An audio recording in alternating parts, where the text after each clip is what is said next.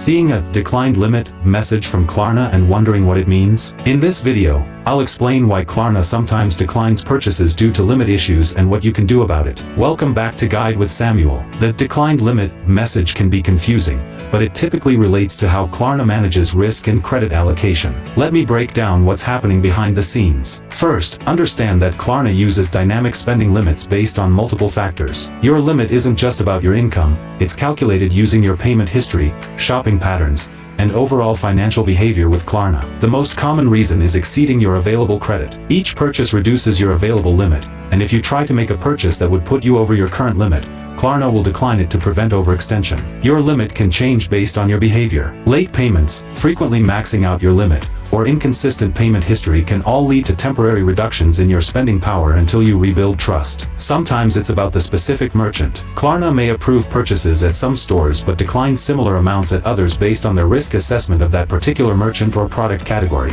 A crucial pro tip: you can check your current available limit in the Klarna app under Spending Power. If you're close to your limit, making a payment on your existing balance can free up available credit immediately. Understanding Klarna's limit system helps you make smarter purchasing decisions and maintain your financial flexibility. If this explanation helped clarify why limits get declined, please give it a like. Have you noticed patterns in when Klarna approves or declines your purchases? Share your observations in the comments below. For more payment solutions, subscribe for our next video on how to solve Klarna payment issues. Thanks for watching.